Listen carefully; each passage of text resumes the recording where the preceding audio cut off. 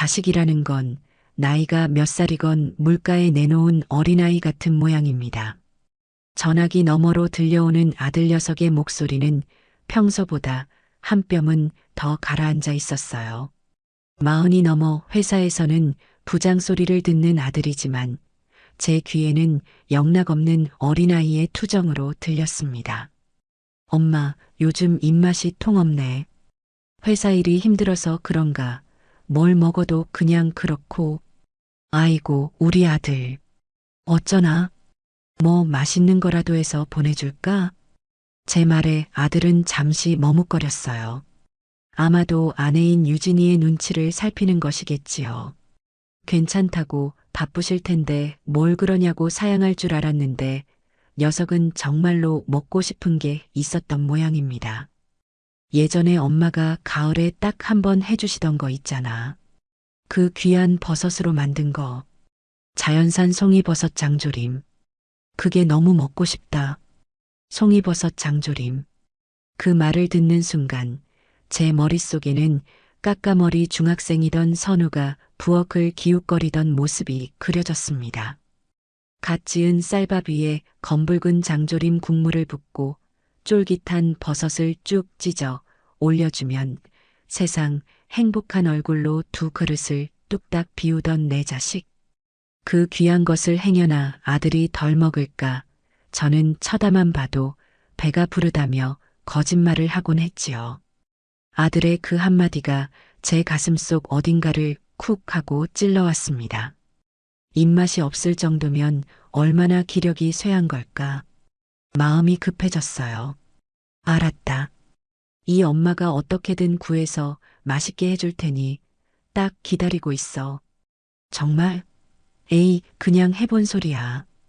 그거 얼마나 비싸고 구하기도 힘든데. 시끄럽다. 아들이 먹고 싶다는데 하늘의 별이라도 따다 줘야지.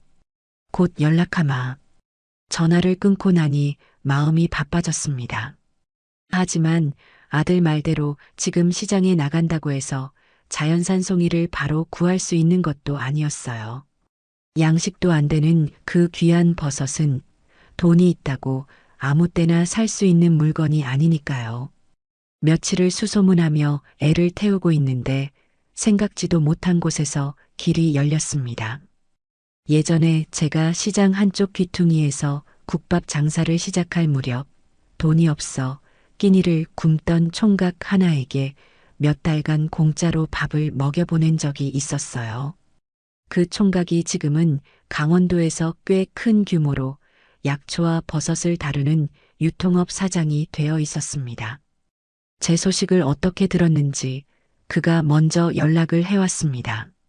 사장님, 저 영철입니다. 기억나세요? 시장 골목에서 국밥 얻어먹던. 아니, 자네가 영철이? 아이고, 이게 얼마만이야. 내가 기억을 왜 못해. 든든하게 성공했다는 소식은 들었네. 아주 장해. 다 사장님 덕분입니다. 그때 그 국밥 아니었으면 저는 아마 그렇게 한참이나 옛 이야기를 나누던 그가 조심스럽게 물었습니다. 근데 사장님, 요즘 자연산 송이 구하신다고 들었습니다. 혹시 무슨 일 있으신지요? 아, 그거. 우리 아들 녀석이 그게 먹고 싶다고 해서 기력이 좀 달리는 것 같아서 말이야. 제 말에 영철 씨는 잠시 말이 없다가 무릎을 탁 치는 소리와 함께 외쳤습니다. 역시 그러실 줄 알았습니다. 제가 올해 저희 거래처 중에서도 가장 귀한 분들께만 드리는 걸로 따로 빼놓은 게 있습니다.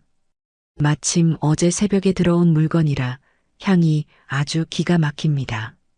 제가 내일 아침 첫 차로 바로 댁으로 보내겠습니다. 아니, 자네 무슨 소리야. 그걸 내가 어떻게 받아. 돈 줄 테니 값만 알려줘. 사장님, 저한테 서운한 말씀 마십시오. 제가 사장님께 받은 은혜에 비하면 이건 아무것도 아닙니다. 그러니 그냥 아드님 맛있게 요리해 주시는 걸로 저한테 은혜 갚으시는 셈 치세요. 어찌나 완강한지 저는 고맙다는 말만 수십 번 반복하고 전화를 끊을 수밖에 없었습니다. 다음 날 새벽 정말로 집 앞으로 냉동 탑차가 한 대 도착했어요. 조심스럽게 열어본 아이스박스 안에는 신문지에 고이 쌓인 제 팔뚝만한 자연산 송이버섯들이 가득 들어 있었습니다. 박스를 여는 순간 코끝을 찌르는 깊고 진한 흙냄새와 소량기에 정신이 아득해질 지경이었어요. 값을 매길 수 없는 귀한 선물이었습니다. 그날부터 저는 온 마음을 다해 아들을 위한 음식을 준비하기 시작했습니다. 송이는 행여나 향이 날아갈까 흐르는 물에 살살 씻어 흙만 털어내고 결대로 쭉쭉 찢었습니다. 가장 좋은 부위의 한우 홍두깨살을 덩어리째 구해다 핏물을 빼고 짜지 않은 시간장에 배와 양파를 갈아 넣어 달큼한 맛을 냈지요. 커다란 솥에 고기와 양념을 넣고 푹 익히다가 마지막에 송이를 넣어 향만 살짝 입혀냈습니다. 온 집안에 퍼지는 향긋하고 달큼한 냄새에 벌써부터 아들이 밥 2그릇을 비울 생각에 웃음이 났습니다. 송이 장조림만으로는 부족했어요. 아들이 좋아하는 매콤한 코다리 조림도 하고 손주들이 잘 먹는 달걀말이와 어묵볶음도 만들었습니다. 며느리가 혹시나 좋아할까 싶어 제철 나물을 3가지나 무쳐냈지요.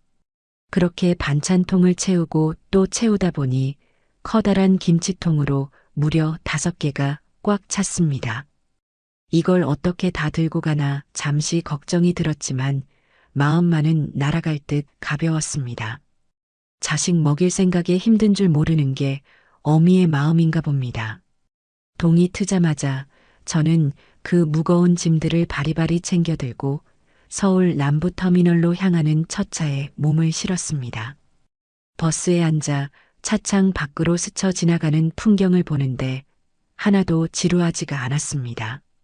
아들 녀석이 어릴 적 시장에서 장사를 마치고 돌아오면 엄마 하고 달려와 제 품에 안기던 모습, 대학교 합격증을 들고 와 덩실덩실 춤을 추던 모습, 그리고 며느리를 처음 데리고 와 수줍게 웃던 모습까지 제 인생의 모든 기쁜 순간에는 선우가 있었습니다. 선우가 결혼하고 아이를 낳은 뒤 저는 평생 모은 돈을 탈탈 털어 서울에서도 가장 비싸다는 동네에 펜트하우스 한 채를 사주었습니다. 시장 바닥에 쪼그려 앉아 국밥 한 그릇에 500원씩 받으며 악착같이 모은 제 땀과 눈물이 고스란히 담긴 돈이었어요. 사람들이 미쳤다고 했지만 저는 조금도 아깝지 않았습니다. 내 아들, 내 손주들이 어디 가서 기죽지 않고 세상 가장 좋은 곳에서 떵떵거리며 살게 해주고 싶었습니다. 그 집은 제 인생의 자부심이자 아들을 위한 제 사랑의 성전과도 같은 곳이었지요. 4시간이 어떻게 흘렀는지도 모르게 버스는 서울에 도착했습니다. 택시를 타고 낯익은 아파트 단지로 들어서는 제 심장은 기대감으로 두근거렸어요. 웅장한 아파트 건물을 보니 저절로 어깨가 으쓱해졌습니다. 저기 저 꼭대기가 우리 아들 집이다. 세상에 대고 자랑이라도 하고 싶은 심정이었습니다. 1층 로비에서 호출 버튼을 눌렀습니다. 딩동하는 소리가 울리고 잠시 뒤 인터폰 화면에 며느리 유진이의 얼굴이 나타났습니다. 집에서 입는 옷인데도 비단으로 만든 것처럼 반질반질 윤이 나고 머리도 방금 미용실에 다녀온 사람처럼 단정했어요. 역시 내 며느리는 어디서나 품위가 있구나. 속으로 흐뭇해하며 손을 흔들었습니다. 유진아, 나다. 엄마 왔다. 그런데 며느리의 표정이 이상했습니다. 반가워하기는커녕 마치 봐서는 안 될 것을 본 사람처럼 미간을 살짝 찌푸렸어요. 어머니, 웬일이세요? 연락도 없이 오셨어요? 목소리에는 반가움 대신 당혹스러움과 약간의 짜증이 섞여 있었습니다. 문 너머로 희미하게 다른 사람들의 웃음소리와 잔이 부딪히는 소리가 들려왔어요. 손님이 와 있는 모양이었습니다. 응, 우리 선우가 먹고 싶다는 게 있어서 내가 직접 좀 해왔다. 이거 전부 우리 선우 먹일 거다. 문 좀 열어줘. 제 말이 끝나기도 전에 며느리는 인터폰 화면 속에서 질색하는 표정을 지었습니다. 제가 들고 있는 투박한 반찬통들을 위아래로 훑어보더니 집안의 손님들을 의식하는 듯한 목소리로 말했어요. 어머니, 지금 손님 계신데 이런 건 대체 왜 연락도 없이 가져오세요? 그리고 요즘 세상에 이런 걸 누가 먹어요? 백화점 가면 다 있는데. 순간 제 귀를 의심했습니다. 세상에 이런 걸 누가 먹냐니. 네 남편이 내 아들이 먹고 싶다고 해서 밤새 만든 음식이었다. 백화점 가면 다 있다니. 이 어미의 정성과 사랑도 돈으로 살 수 있는 물건이었단 말인가. 머릿속이 새하얗게 비는 것 같았습니다. 아니, 유진아. 그게 무슨 말이니? 우리 선우가 먹고 싶다고 해서. 아, 됐고요. 곤란하니까 다음에 오세요. 경비실에 맡기시든가 알아서 하세요. 툭 하는 소리와 함께 인터폰 화면이 꺼졌습니다. 며느리는 제게 단 4초를 허락하고는 그렇게 사라졌습니다.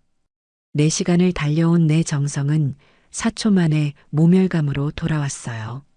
잠시 멍하니 서 있는데 주머니 속에서 전화기가 울렸습니다. 아들이었습니다. 엄마, 미안해. 유진이 친구들 와 있어서 그래. 알잖아, 걔 성격. 엄마, 듣고 있어? 다음에 와, 제발.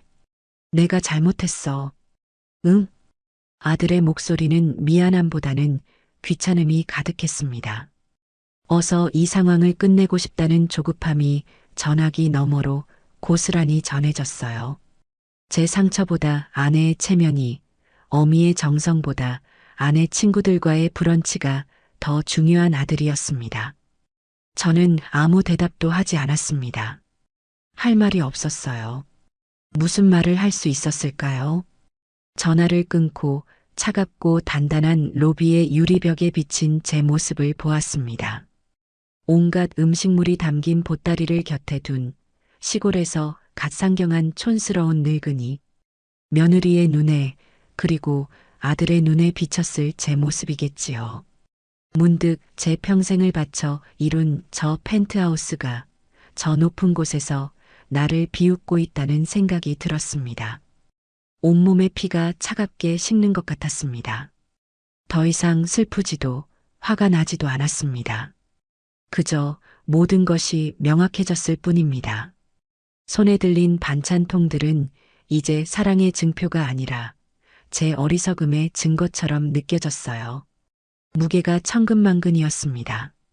저는 아무 일 없었다는 듯 미동도 없이 굳어버린 얼굴 근육을 억지로 움직여 뒤돌아섰습니다. 로비를 나서는 제 걸음걸이가 혹여나 비틀거릴까봐 등줄기에 힘을 꽉 주었지요. 다시는 이 건물에 내 발로 들어서는 일은 없을 겁니다. 택시를 타고 서울 남부 터미널로 가는 내내 저는 창밖만 바라보았습니다. 화려한 서울의 야경이 눈에 들어오지 않았어요. 머릿속에서는 방금 전 며느리가 뱉었던 말들이 끊임없이 재생되었습니다. 이런 걸 누가 먹어요? 백화점 가면 다 있는데. 그 말은 단순한 거절이 아니었습니다. 그것은 제가 살아온 수십 년의 세월에 대한 부정이었고 제 사랑의 방식에 대한 경멸이었어요.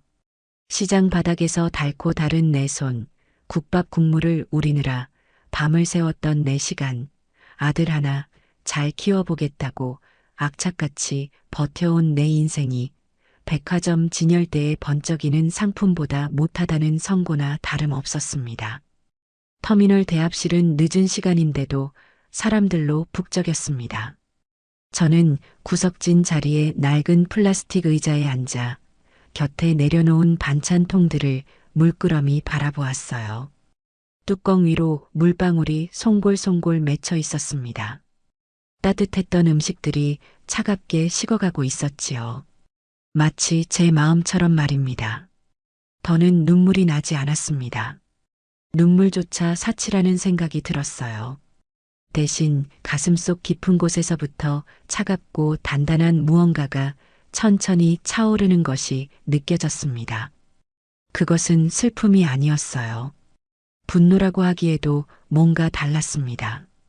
그건 결심이었습니다. 저는 주머니에서 전화기를 꺼내 액정을 켰습니다. 수많은 이름 중에 제 인생의 고비마다 묵묵히 곁을 지켜주었던 한 사람의 이름을 찾아 눌렀어요. 부동산을 하는 김민건 사장. 저와는 시장에서부터 함께 고생하며 오누이처럼 지낸 사이입니다. 신호음이 몇 번 울리지 않아 잠이 덜 깬 목소리가 들려왔습니다. 여보세요? 나다. 조은순. 아이고, 누님. 이 시간에 웬일이세요? 별일 없으시죠? 걱정이 가득한 그의 목소리에 잠시 마음이 흔들릴 뻔했지만 저는 곧 마음을 다잡았습니다. 민건아, 너 내 말 잘 들어. 지금부터 내가 하는 말 농담 아니다. 제 목소리가 평소와 다르다는 걸 그도 느꼈을 겁니다. 전화기 너머로 그가 자세를 바로잡는 소리가 들리는 듯 했어요. 저는 침을 한번 꿀꺽 삼키고 제 인생을 뒤흔들 한마디를 내뱉었습니다.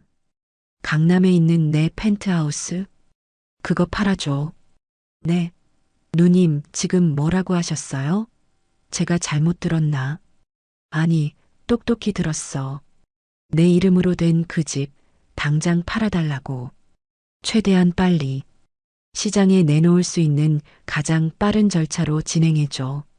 김 사장은 한동안 말이 없었습니다. 그 집이 저에게 어떤 의미인지 그 누구보다 잘 아는 사람이었으니까요.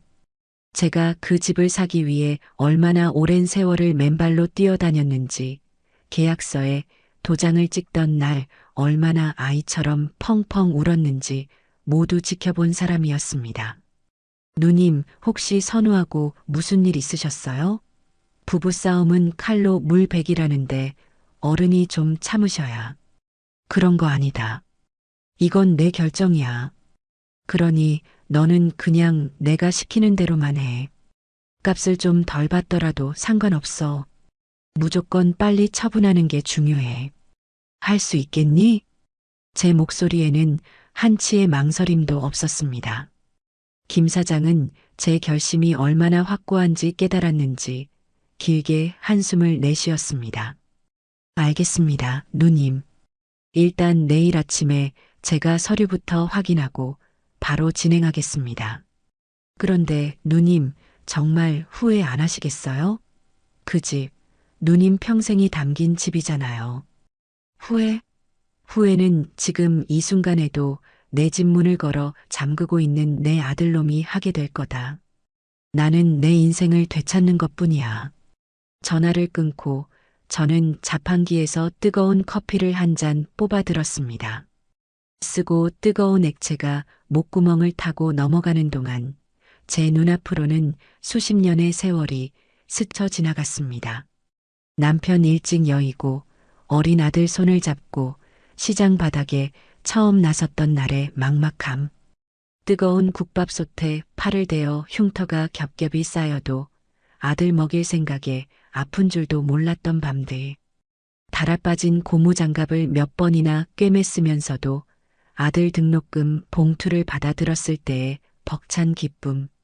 그 모든 순간들이 지금의 저를 만들었습니다.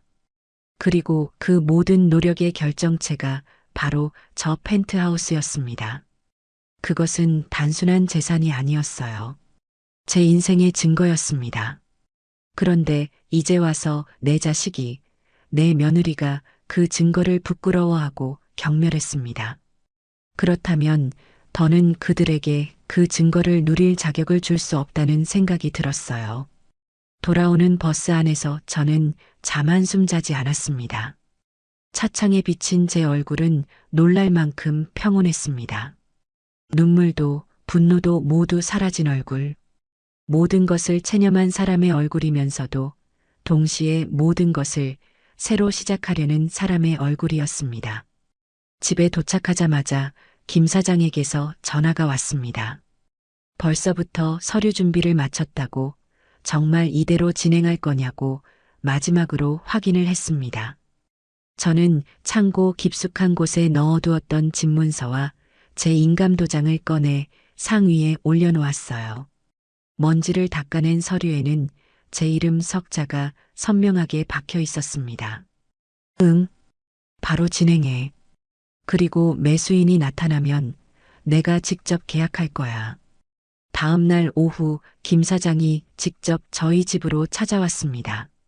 그는 제 얼굴을 보자마자 누님, 밤새 한숨도 못 주무셨죠?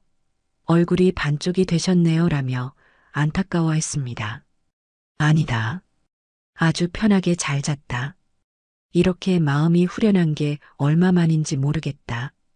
저는 웃으며 말했지만 김 사장은 믿지 않는 눈치였습니다. 그는 제가 내민 서류들을 한참이나 말없이 뒤적이다가 무거운 입을 열었습니다. 누님, 제가 마지막으로 딱 한 번만 더 여쭐게요. 선우, 그래도 누님 하나밖에 없는 아들이잖아요. 이렇게까지 하시면 평생 얼굴 안 보고 사실 겁니까? 재산보다 사람이 먼저 아닙니까? 그의 진심 어린 걱정에 고마웠습니다. 하지만 이미 제 마음은 돌아올 수 없는 강을 건넌 뒤였어요. 민건아, 만약 어떤 사람이 평생을 바쳐 그림 한 점을 그렸다고 생각해 보렴. 그런데 그 그림을 선물 받은 사람이 그림이 촌스럽고 자기 집이랑 안 어울린다면서 창고에 처박아 두고 사람들 앞에서는 부끄럽다고 말하고 다닌다면 그 화가는 어떻게 해야 할까? 그 그림 다시 빼앗아 와야지. 그게 그림에 대한 예의고 자기 자신에 대한 예의다. 나는 지금 내 그림을 되찾으려는 거야. 내 인생에 대한 예의를 차리려는 거라고. 그러니 너는 군소리 말고 내가 최고의 값에 내 그림을 팔 수 있도록 도와주기만 하면 된다. 제 단호한 말에 김 사장은 더 이상 아무 말도 하지 못했습니다. 그는 결심한 듯 고개를 끄덕이고는 가져온 서류 가방에서 위임장을 꺼냈습니다. 저는 한치의 망설임도 없이 제 이름 석자를 쓰고 인감도장을 찍었습니다. 도장이 서류에 찍히는 쿵 하는 소리가 제 인생의 한 막이 끝나고 새로운 막이 시작됨을 알리는 신호탄처럼 들렸습니다. 이제 주사위는 던져졌습니다. 제가 부동산에 집을 내놓은 지 정확히 이틀이 지났습니다. 김 사장에게서 연락이 왔어요. 벌써부터 집을 보겠다는 사람이 나타났다는 겁니다. 금매로 시세보다 조금 저렴하게 내놓은 탓도 있겠지만 워낙 좋은 집이라 금방 소문이 난 모양이었어요. 저는 김 사장에게 구매 희망자의 방문 일정을 아들 부부에게 공식적으로 통보하라고 말했습니다. 이제 그들이 현실을 마주할 시간이었습니다. 저는 그들이 문자를 받았을 때 어떤 표정을 지었을지 눈을 감고 그려보았습니다. 분명 며느리 유진이는 코웃음을 쳤을 겁니다. 어머, 자기. 어머니 쉬하시는 것 좀 봐. 진짜로 사람을 보낸다네. 우리더러 빨리 싹싹 빌라는 신호지 뭐. 가만히 내버려 둬봐요. 제 풀에 지쳐서 그만두실 테니. 아마 며느리는 그렇게 말하며 소파에 누워 잡지책을 넘기고 있었을 겁니다. 아들 녀석은 조금은 불안한 표정을 지으면서도 아내의 말에 결국 고개를 끄덕였겠지요. 엄마 성격에 설마 진짜 집을 파시겠어? 그냥 화가 많이 나셔서 그러는 걸 거야. 그렇게 서로를 위로하며 이것이 제가 보내는 마지막 경고라고 유치한 시위라고 멋대로 판단했을 겁니다. 그들의 그 오만함이 앞으로 닥쳐올 파국을 조금도 예상하지 못하게 만들고 있었어요. 약속된 날짜에 집을 보러 첫 번째 사람이 찾아갔습니다. 김 사장은 만약을 대비해 모든 과정을 제게 실시간으로 알려주기로 했습니다. 방문객은 특이하게도 이제 갓 30이 될까 말까 한 젊은 여자였습니다. 인터넷에서 개인 방송을 하는 소위 말하는 유튜버라고 했어요. 수십억짜리 펜트하우스를 사겠다고 나타난 사람치고는 너무나 젊고 또 너무나 자유분방해 보였습니다. 며느리는 아마 속으로 저를 더욱 비웃었을 겁니다. 어머니가 돈을 주고 아르바이트생이라도 고용했나? 하고 말이지요. 김 사장의 말에 따르면 며느리는 손님을 맞이하는 내내 아주 노골적으로 불쾌한 티를 냈다고 합니다. 일부러 청소도 하지 않은 것처럼 거실 테이블에 잡동사니를 늘어놓고 손님이 들어서는데도 소파에 비스듬히 누워 눈인사조차 건네지 않았다고요. 어머, 집 보러 오셨어요? 웬만하면 안 사시는 게 좋을 텐데. 젊은 방문객에게 며느리가 던진 첫마디였다고 합니다. 이 집 보기만 번지르르하지 살아보면 별로예요. 위층은 맨날 쿵쿵거려서 시끄럽고 수도에서는 녹물이 나올 때도 있고요. 무엇보다 집터의 기운이 안 좋아서 그런가 하는 일마다 잘 안 풀리더라고요. 어떻게든 거래를 망치려는 속셈이 뻔히 보이는 말이었습니다. 자신의 얼굴에 침을 뱉는 줄도 모르고 자기가 사는 집을 저렇게 깎아내리다니 기가 막힐 노릇이었어요. 그런데 그 젊은 유튜버의 반응이 예상 밖이었습니다. 그녀는 며느리의 말을 듣고 인상을 쓰기는커녕 오히려 눈을 반짝이며 스마트폰을 꺼내 들었다고 합니다. 와, 진짜요? 대박. 여기 혹시 촬영 좀 해도 돼요? 이런 스토리가 있어야 집도 더 재밌어지거든요. 흉가 전문 유튜버가 매입한 강남 펜트하우스의 비밀. 이런 제목으로 올리면 조회수 폭발할 것 같은데요.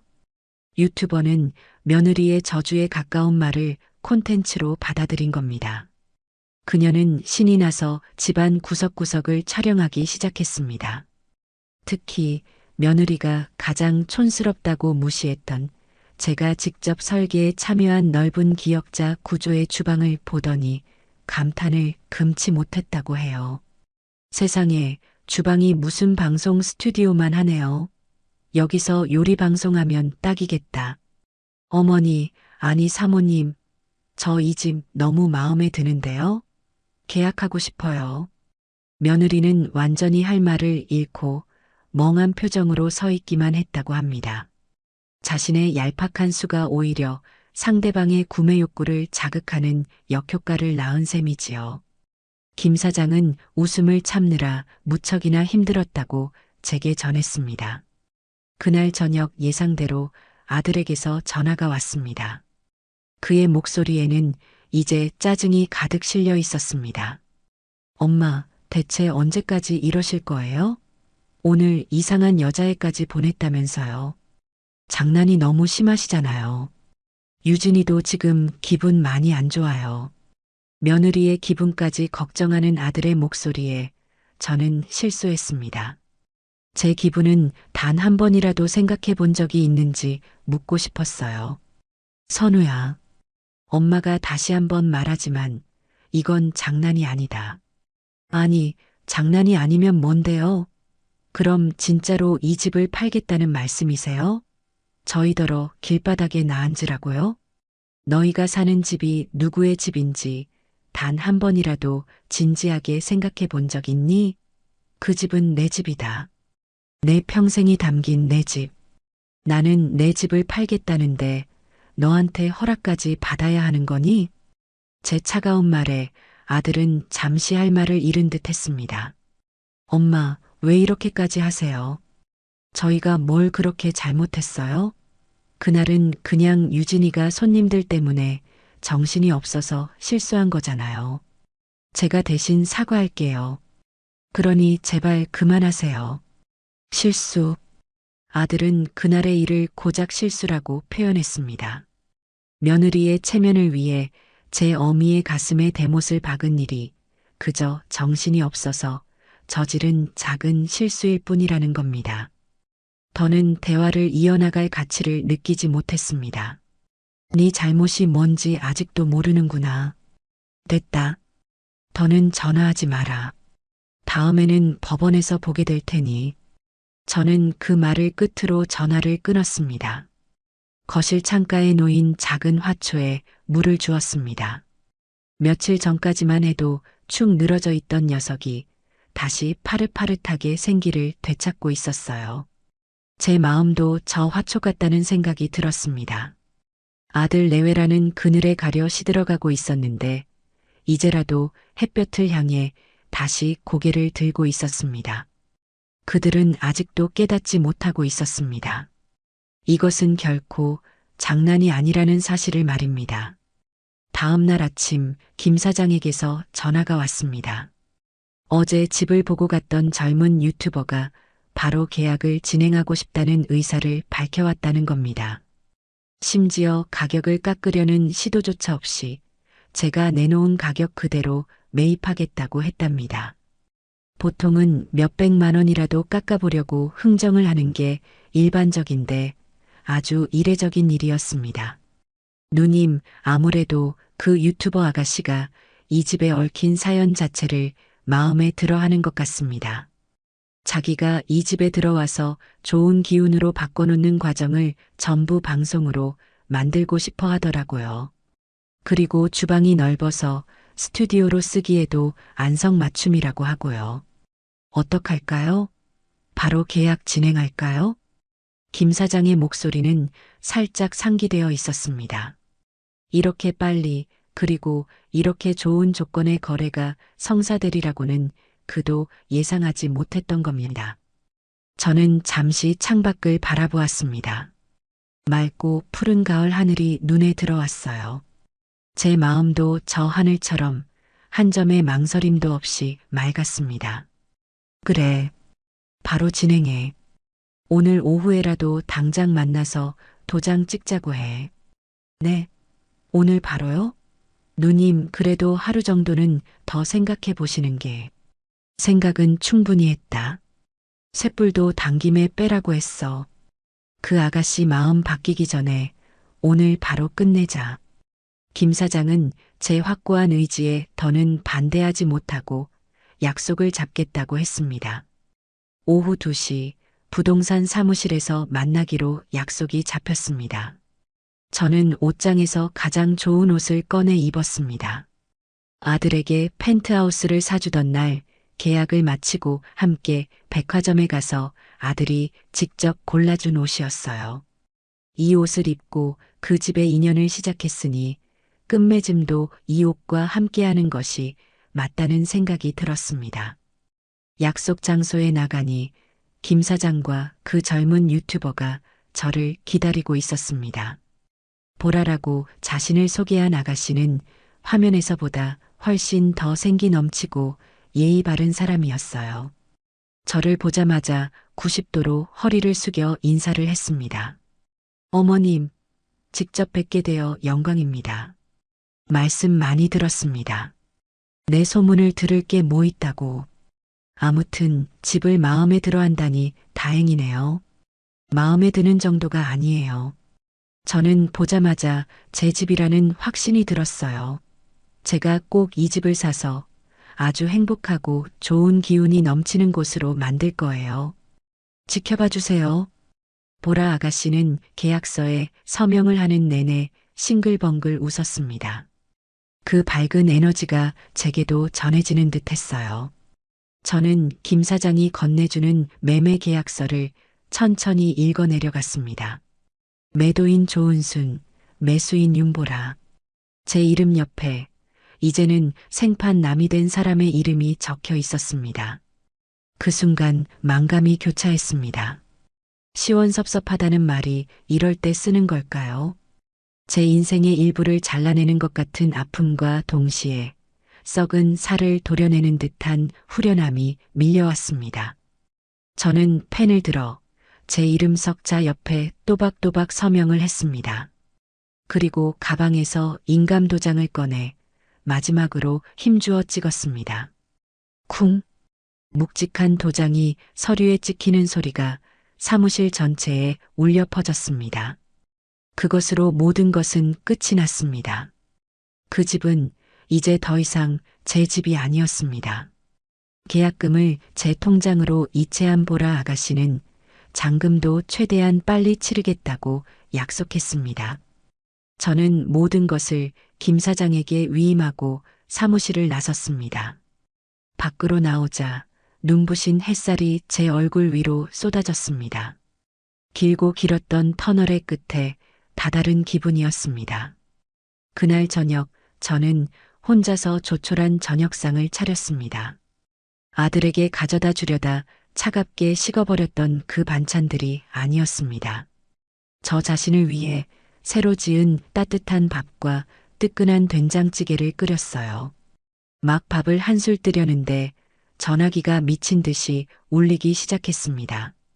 발신자는 내 아들이었습니다. 받지 않았습니다. 받아서 무슨 말을 하겠습니까? 전화는 끊어질 줄을 모르고 계속해서 울렸습니다. 10번, 20번. 저는 식사를 하는 내내 그 소리를 모른 척했습니다. 끈질긴 벨소리가 그치고 잠시 뒤 문자가 여러 통 도착했습니다. 엄마, 전화 좀 받아봐. 제발. 부동산에서 연락 왔어. 이게 대체 어떻게 된 거야? 설마 진짜 판 건 아니지? 아니라고 말해줘, 엄마. 저는 그 문자들을 조용히 읽어내려 보다가 답장 버튼을 눌렀습니다. 길게 쓸 필요도 없었어요. 이제 그 집은 내 집이 아니다. 너희도 더 이상 그 집에 살 수 없어. 이사 갈 준비나 하거라. 제 문자를 확인한 것인지 잠시 뒤 아들에게서 다시 전화가 걸려왔습니다. 이번에는 받았습니다. 마지막으로 제 입으로 직접 확인을 시켜줘야 할 것 같았어요. 여보세요. 엄마, 진짜야? 진짜로 집 판 거야? 어떻게 나한테 말 한마디 없이 그럴 수가 있어. 아들의 목소리는 절규에 가까웠습니다. 다급함과 원망, 그리고 믿을 수 없다는 충격이 뒤섞여 있었어요. 내가 왜 너한테 말을 해야 하지? 내 집을 내가 팔겠다는데. 그래도 우리가 살고 있는 집이잖아. 어떻게 이럴 수가 있어. 엄마, 제발. 계약 취소해줘. 위약금은 내가 어떻게든 물어줄게. 응? 제발. 아들은 울먹이고 있었습니다. 저는 전화기 너머로 아들의 울음소리를 들으며 며칠 전 굳게 닫혔던 펜트하우스의 현관문을 떠올렸습니다. 제가 그 문 앞에서 느꼈을 절망과 슬픔을 이제 아들이 고스란히 느끼고 있었습니다.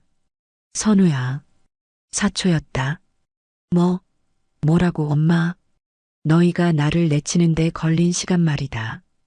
4시간을 달려온 어미를 너희는 단 4초 만에 문전박대했다. 나는 며칠 밤낮을 고민하고 내린 결정이다. 이제 와서 되돌릴 수는 없어. 이건 너희가 자초한 일이야. 그러니 받아들여라. 제 말을 끝으로 저는 미련 없이 전화를 끊었습니다. 전화기를 식탁 위에 내려놓고 식어버린 밥을 다시 한술 떴습니다.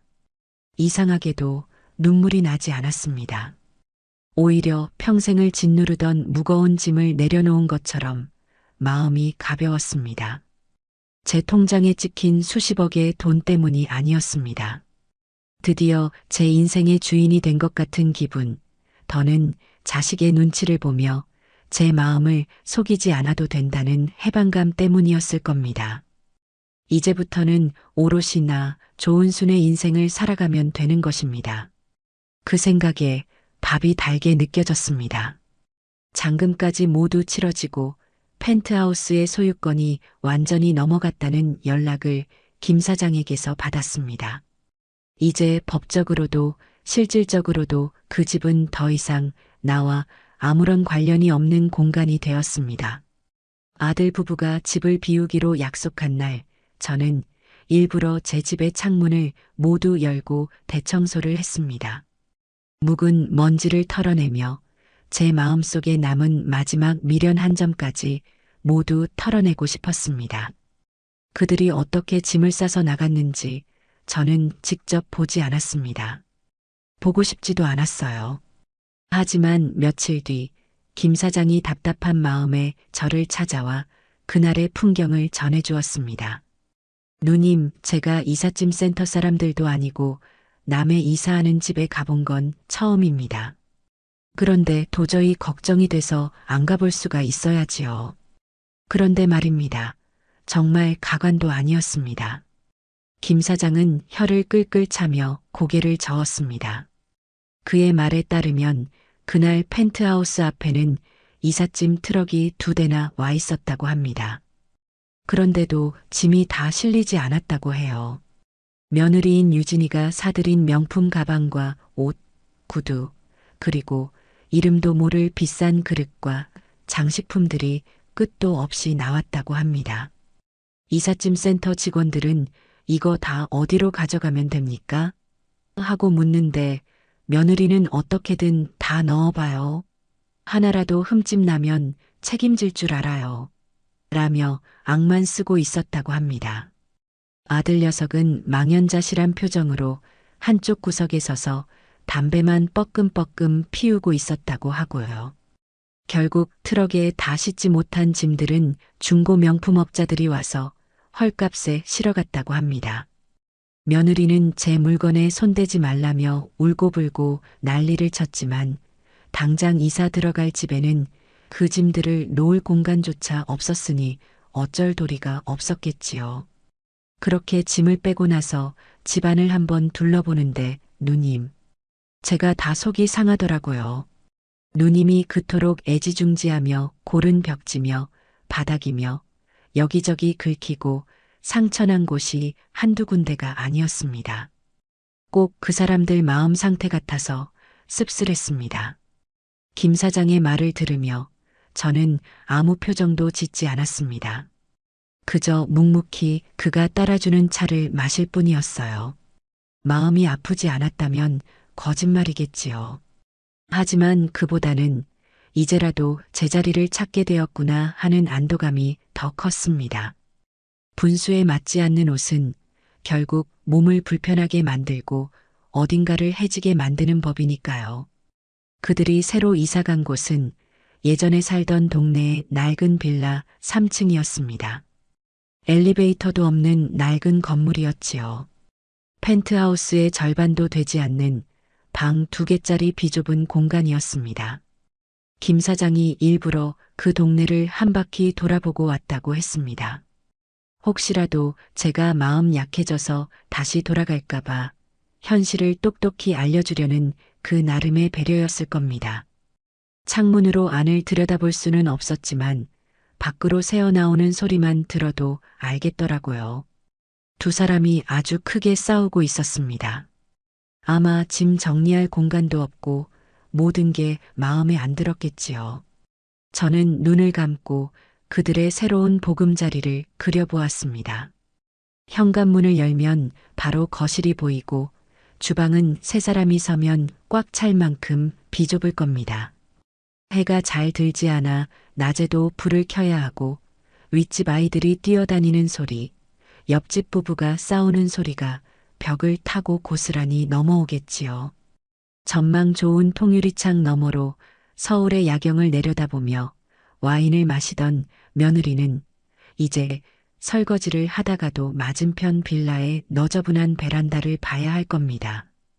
그날 밤 저는 잠을 이루지 못했습니다. 그들이 불쌍해서가 아니었어요. 그곳에서 함께 살아야 할 내 어린 손주들 걱정 때문이었습니다. 펜트하우스에는 아이들 각자의 방이 있었습니다. 제가 직접 친환경 벽지를 고르고 아이들이 좋아하는 캐릭터로 방을 꾸며주었지요. 책상이며 침대며 모두 최고급으로만 넣어주었습니다. 하지만 이제 그 모든 것을 잃고 어쩌면 오빠와 동생이 한 방을 쓰며 지내야 할지도 모릅니다. 저는 상상했습니다. 집으로 돌아온 아들과 며느리가 좁아터진 거실의 산더미처럼 쌓인 이삿짐 앞에서 서로를 어떻게 원망하고 있을지를요. 이게 다 뭐하는 짓이야. 이 많은 짐들을 어디다 두라는 거야. 그럼 어떡해. 당신 어머니가 하루아침에 우리를 길바닥으로 내쫓았는데 당신이 중간에서 똑바로 처신했으면 이런 일도 없었어. 내가 뭘, 너가 그날 엄마한테 조금만 상냥하게 했어도 일이 이렇게까지 되지는 않았을 거 아니야. 네 허영심 때문에 우리가 지금 이 꼴이 된 거라고. 뭐? 허영심? 당신은 내 덕에 그동안 사람들 앞에서 어깨 펴고 다녔던 거 벌써 잊었어? 내가 어떻게 당신 친구들 아내까지 챙겨가면서 네 체면 세워줬는데. 아마도 이런 식의 대화가 오갔을 겁니다. 서로의 상처를 보듬어 주기보다는 날카로운 말로 서로를 핥히며 책임을 떠넘기고 있었겠지요. 그리고 그 모든 것을 방 한구석에서 어린 손주들이 겁에 질린 눈으로 지켜보고 있을 거라 생각하니 가슴이 미어졌습니다. 아이들은 무슨 죄가 있을까요? 부모의 어리석음 때문에 가장 큰 상처를 받는 것은 언제나 아이들이었습니다. 다음 날 아침 저는 자리에서 일어났습니다. 손주들에 대한 걱정은 잠시 접어두기로 했어요. 제가 지금 그들을 위해 할 수 있는 일은 아무것도 없었습니다. 그들이 스스로의 잘못을 깨닫고 스스로의 힘으로 일어서기 전까지는요. 제가 해야 할 일은 이제 저 자신을 위해 새로운 삶을 시작하는 것이었습니다. 제 인생에 대한 예의를 차리는 것. 그 시작은 바로 제 땀의 대가인 돈을 가장 의미 있는 곳에 쓰는 것이었습니다. 세상에서 가장 빠른 것은 입소문이라고 하던가요. 아들 부부가 펜트하우스에서 쫓겨나 낡은 빌라로 이사했다는 소문은 며느리가 그토록 중요하게 생각하던 사교계를 중심으로 삽시간에 퍼져나갔습니다. 물론 그 소문은 며느리에게 결코 동정적이지 않았습니다. 제가 김 사장에게서 전해 들은 이야기는 한 편의 저질 막장 드라마나 다름없었습니다. 누님, 소문이 아주 재미있게 났습니다. 그냥 쫓겨난 게 아니라 며느리가 시어머니의 정성을 무시하고 문전박대했다는 그날의 사건이 아주 상세하게 퍼졌더라고요.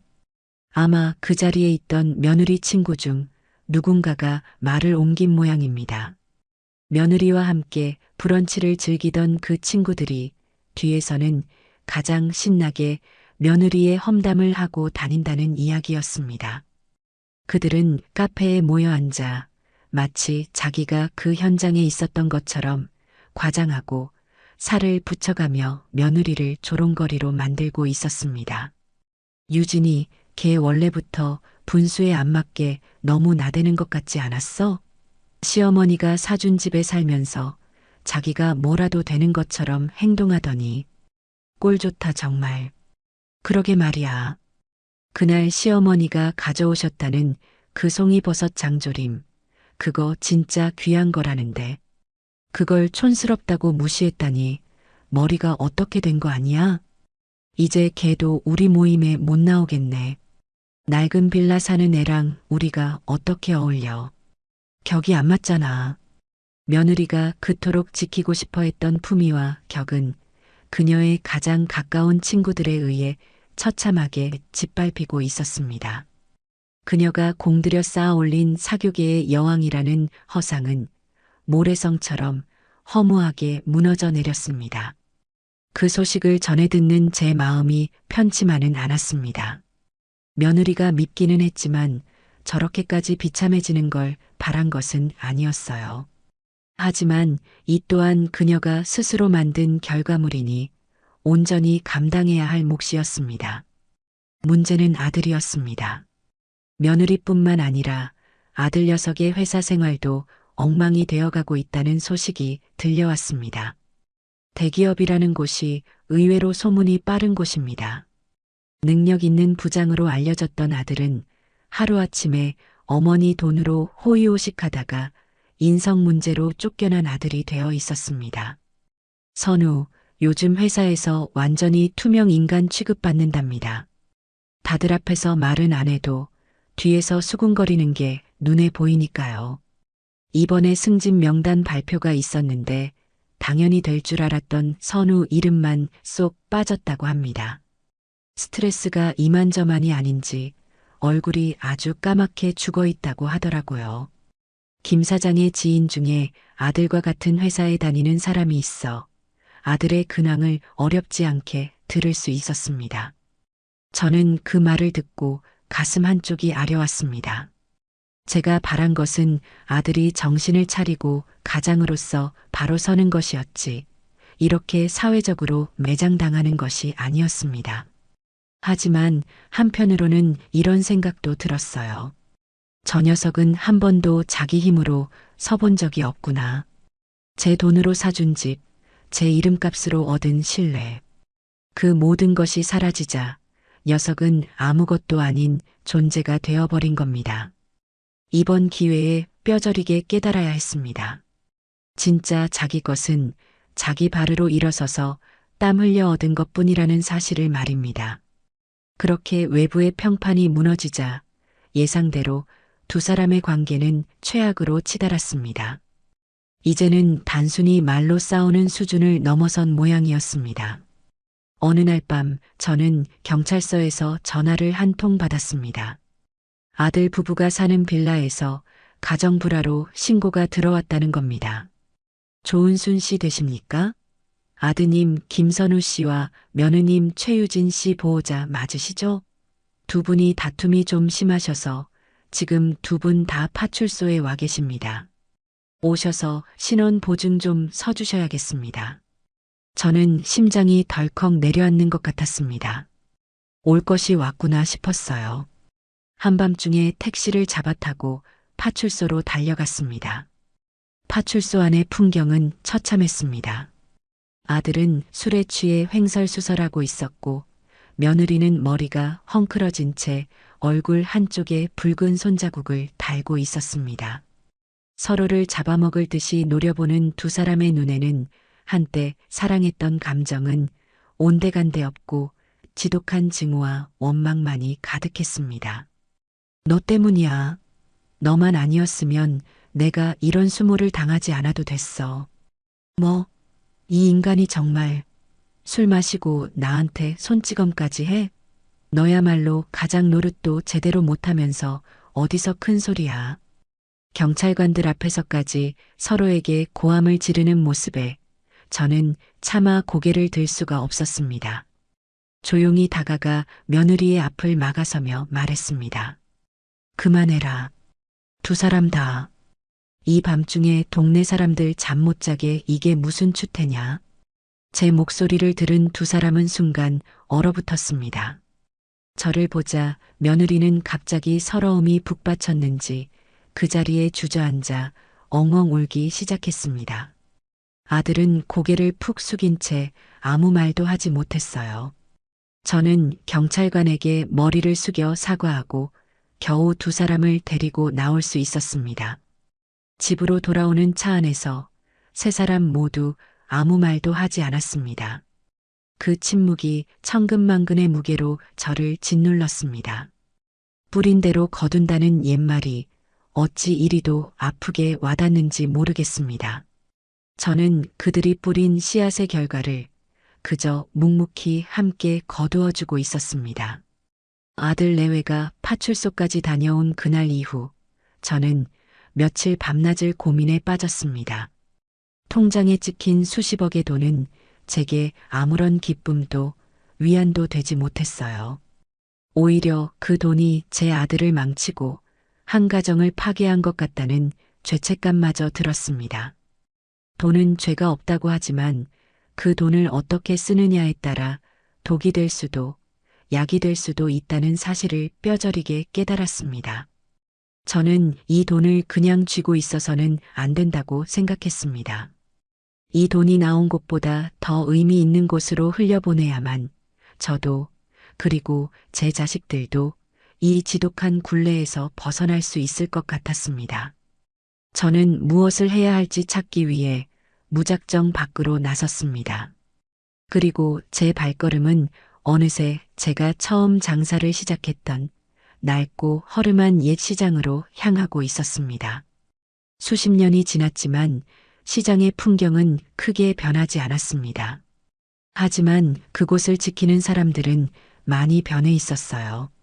저처럼 나이 든 상인들은 하나둘 자취를 감추고 그 자리를 꿈과 열정은 가득하지만 돈이 없어 고군분투하는 젊은 청년들이 채우고 있었습니다. 한 청년이 운영하는 작은 닭강정 가게 앞에 멈춰 섰습니다. 좁아터진 가게에는 제대로 된 주방 설비도 갖춰져 있지 않았어요. 청년은 휴대용 가스버너 위에 작은 튀김 냄비를 올려놓고 땀을 뻘뻘 흘리며 닭을 튀기고 있었습니다. 그 모습에서 국밥솥 앞에서 밤을 새우던 제 젊은 날이 겹쳐 보였습니다. 총각, 장사는 좀 잘 돼? 제가 말을 걸자 청년은 깜짝 놀라며 저를 쳐다보았습니다. 아, 네. 그냥 뭐 그럭저럭이요. 가게가 너무 좁고 주방이 변변찮아서 많이 만들지를 못하는 게 좀 아쉽죠. 돈만 있으면 좀 더 넓고 깨끗한 주방이 있는 곳으로 옮기고 싶은데 그게 어디 쉽나요? 청년의 푸념 섞인 말에서 저는 제가 해야 할 일을 보았습니다. 그래, 바로 이거다. 나처럼 아무것도 없이 시작하는 젊은이들에게 날개를 달아주는 일을 하자. 그들이 마음껏 꿈을 펼칠 수 있는 튼튼한 주방을 만들어주자. 그 순간 제 가슴이 다시 뛰기 시작했습니다. 평생을 바쳤던 국밥집을 접은 이후 처음으로 느끼는 설렘이었습니다. 그날부터 저는 새로운 도전을 시작했습니다. 김 사장의 도움을 받아 문 닫은 가게들로 가득해 유령 건물처럼 변해버린 시장 근처의 낡은 3층짜리 상가 건물을 통째로 사들였습니다. 사람들은 다 망해가는 상권에 뭐하러 돈을 처박느냐며 저를 말렸지만 제게는 확신이 있었습니다. 저는 건물을 허무는 대신 옛 골조는 그대로 살리면서 내부를 완전히 뜯어 고쳤습니다. 1층은 여러 명의 요리사가 동시에 요리를 할 수 있도록 최신식 설비를 갖춘 넓은 공유 주방으로 만들었습니다.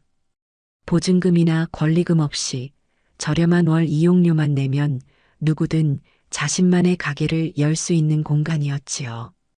2층은 청년들이 메뉴 개발을 하거나 쉴 수 있는 휴게 공간과 작은 도서관으로, 3층은 제가 머물면서 이 모든 것을 관리할 작은 살림집으로 꾸몄습니다. 공사를 하는 몇 달 동안 저는 하루도 현장을 떠나지 않았습니다. 먼지를 뒤집어 쓰고 인부들과 함께 땀 흘리며 제 손으로 직접 공간 하나하나를 가꾸었습니다.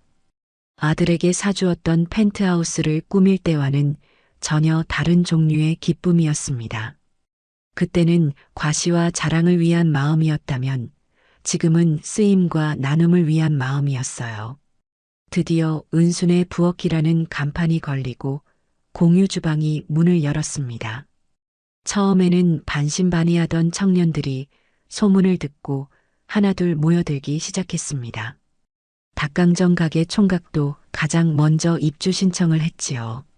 청년들은 제 주방에서 마음껏 새로운 메뉴를 개발하고 서로의 음식을 맛보며 격려하고 때로는 경쟁하며 무섭게 성장해 나갔습니다. 죽어있던 건물은 청년들의 열기로 가득 찼고 그들이 만들어내는 맛있는 냄새는 동네 전체에 활기를 불어넣었습니다. 어느 날 지역 방송국에서 저희 은순의 부엌을 취재하고 싶다며 연락이 왔습니다. 저는 손사래를 치며 거절했지만 청년들이 우리 대모님 자랑 좀 하게 해주세요. 라며 등을 떠미는 바람에 어쩔 수 없이 인터뷰에 응하게 되었습니다. 카메라 앞에서 저는 조금 떨리는 목소리로 제가 이곳을 열게 된 이유를 담담하게 이야기했습니다. 평생을 바쳐 아들 하나만 보고 살았습니다. 그 아들에게 세상에서 가장 좋은 집을 지어주는 게 제 꿈이었지요. 그런데 나중에 깨달았습니다. 제가 지은 것은 집이 아니라 아들을 가두는 감옥이었다는 것을요. 진짜 좋은 집은 비싼 자재로 높이 쌓아 올린 건물이 아니라 맛있는 냄새가 나고 좋은 사람들이 함께 모이는 곳이라는 걸 이제야 알게 되었습니다. 그래서 이곳을 열었습니다. 저는 평생 한 가족만을 위한 밥을 지었지만 이제부터는 여러 가족들을 위한 따뜻한 부엌을 지키고 싶습니다. 제 인터뷰가 방송을 타고 나간 며칠 뒤, 제 삶을 다시 한번 뒤흔드는 일이 일어났습니다. 주말 오후 청년들과 함께 다음 주 메뉴에 대해 이야기를 나누고 있는데 공유 주방의 유리문이 조심스럽게 열리더니 작고 앳된 얼굴 두 개가 불쑥 안으로 들어왔습니다. 제 눈을 의심했습니다. 그토록 보고 싶었던 제 눈에 넣어도 아프지 않을 내 강아지들. 바로 제 손주들이었습니다. 녀석들은 마치 길 잃은 강아지처럼 잔뜩 겁을 먹은 얼굴로 문가에 서서 제 눈치만 살피고 있었어요. 며칠 못 본 사이에 아이들의 얼굴은 반쪽이 되어 있었고 며느리가 늘 최고급으로만 입혔던 옷은 어디 가고 어딘가에서 흙먼지가 묻은 듯한 꾀재재한 옷을 입고 있었습니다. 민건아, 서연아. 제 입에서 저도 모르게 아이들의 이름이 터져 나왔습니다. 주방에서 일하던 청년들이 모두 놀라 저를 쳐다보았고 아이들은 그제야 제 목소리를 듣고는 와락 울음을 터뜨렸습니다. 할머니. 두 아이는 아장아장 달려와 제 허리를 끌어안았습니다. 그 작고 여린 몸이 어찌나 세차게 떨리는지 저는 아이들을 부서져라 끌어안고 등을 토닥여 주었습니다. 등을 토닥이는 제 손 위로 아이들의 뜨거운 눈물이 느껴졌습니다. 그동안 얼마나 무섭고 얼마나 서러웠을까요? 제 눈시울도 뜨거워졌지만 애써 눈물을 참았습니다. 제가 여기서 무너지면 이 아이들은 기댈 곳이 없으니까요. 아이고, 여기까지 어떻게 왔어? 말 좀 해봐. 이 녀석들아. 아이들은 제 품에 얼굴을 묻은 채 한참이나 말을 잇지 못하고 어깨를 들썩이며 울기만 했습니다. 주방에서 일하던 청년들은 상황을 파악했는지 조용히 다가와 아이들에게 따뜻한 우유를 한 잔씩 건네고는 자리를 비켜주었습니다. 저는 아이들을 2층 휴게실로 데리고 올라가 푹신한 소파에 앉혔습니다. 따뜻한 물수건으로 아이들의 얼룩덜룩한 얼굴을 닦아주자 그제야 조금 진정이 되었는지 첫째인 민건이가 입을 열었습니다. 할머니, TV에서 봤어요. 할머니 여기 계신 거. TV에서? 아, 방송. 네. 그래서 주소 적어놨다가 서연이랑 둘이서 버스 타고 왔어요. 우리 돼지 저금통 깼어요. 8살짜리 아이의 입에서 나온 말이라고는 믿기지 않았습니다. 서울 지리도 모르는 아이들이 자기들끼리 버스를 타고 여기까지 왔다는 사실에 아찔한 현기증이 났습니다. 만약 오는 길에 무슨 일이라도 생겼더라면 상상만 해도 끔찍했어요. 이 녀석들아, 얼마나 위험한 짓인데 엄마 아빠한테는 말하고 온 거야? 제 목소리가 저도 모르게 높아졌습니다. 그러자 옆에 있던 서연이가 다시 울먹이며 말했어요. 엄마 아빠는 맨날 싸워요. 무서워요. 좁은 집도 싫고 맨날 시끄러운 것도 싫어요. 동생의 말에 민건이가 고개를 푹 숙이며 덧붙였습니다. 할머니 보고 싶어서 왔어요. 우리 그냥 여기서 할머니랑 같이 살면 안 돼요? 아이의 그 한마디에 저는 결국 참고 있던 눈물을 터뜨리고 말았습니다. 어른들의 이기심과 어리석음이 아이들에게 얼마나 깊은 상처를 주었는지, 그 작은 가슴에 얼마나 큰 돌덩이를 올려놓았는지 저는 아이들의 눈을 보고서야 깨달았습니다. 그동안 저는 제 상처만 들여다보느라 이 아이들이 겪고 있을 고통을 제대로 헤아리지 못했던 겁니다. 저는 아이들을 위해 따뜻한 밥상을 차렸습니다. 주방에 내려가 갓 지은 밥과 남은 재료로 미역국을 끓이고 아이들이 좋아하는 달걀찜을 만들었습니다. 아이들은 정말 며칠을 굶은 아이들처럼 정신없이 밥을 먹기 시작했습니다. 그 모습을 보니 또 한 번 가슴이 미어졌습니다. 며느리는 아이들 건강에 유난을 떨며 유기농, 최고급 식재료만 고집하던 사람이었습니다.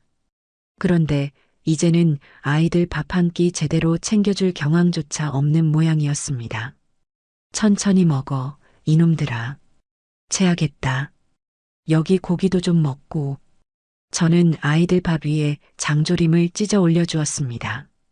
아이들은 음식을 다 먹고 나서야 긴장이 풀렸는지 소파에 기대 잠이 들었습니다.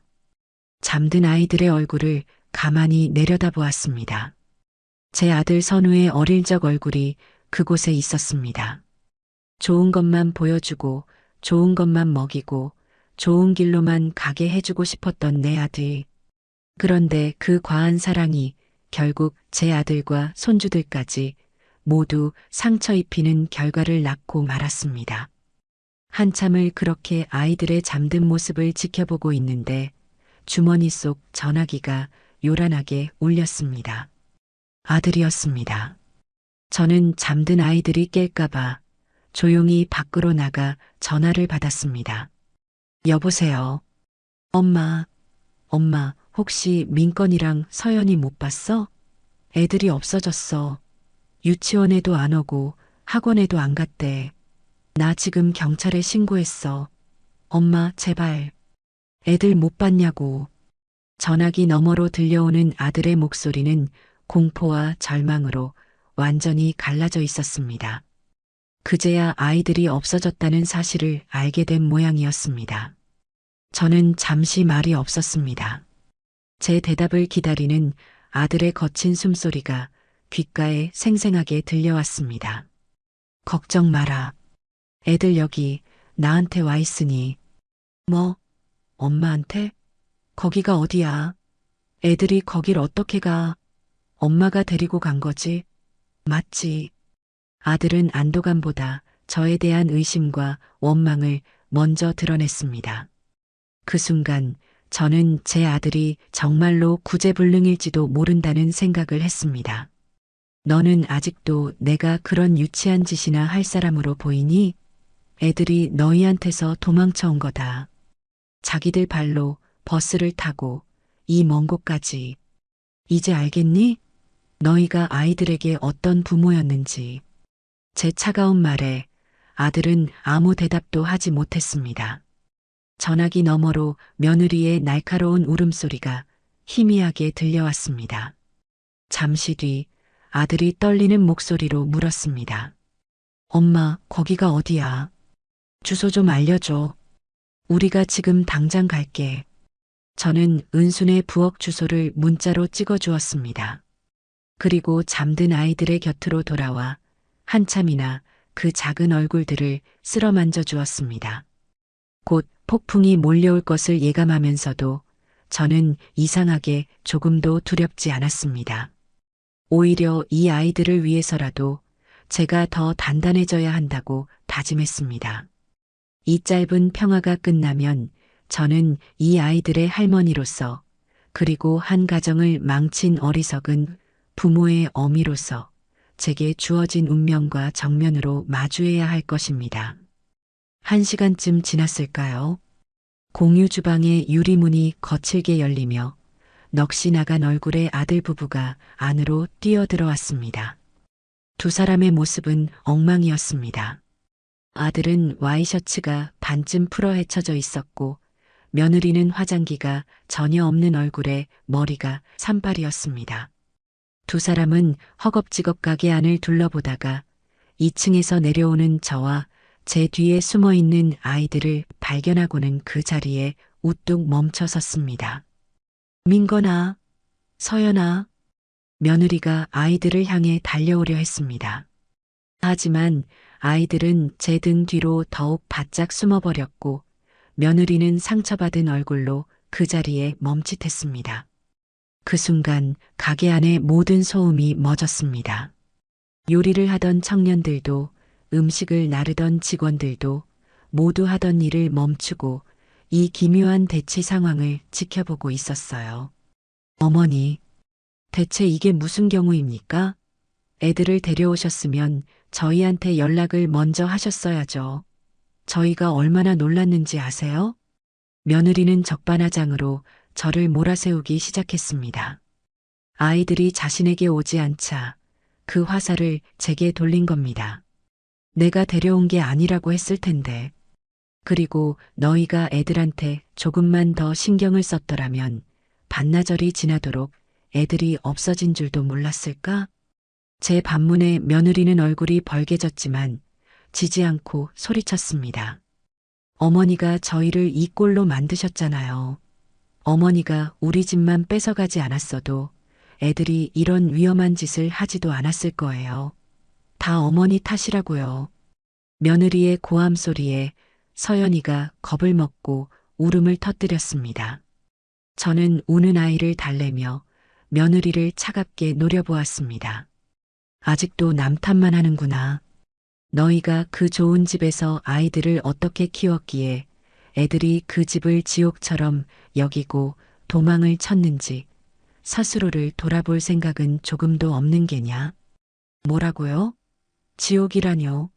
우리가 애들한테 얼마나 잘했는데 최고급 옷만 입히고 최고급 음식만 먹이고 최고급 학원만 보냈어요. 저희만큼 애들한테 돈 쏟아부은 부모 있으면 나와보라고 하세요. 그때였습니다. 제 등 뒤에 숨어있던 민건이가 작은 주먹을 꽉 쥐고 앞으로 나서며 외쳤습니다. 싫어. 그런 거 다 싫단 말이야.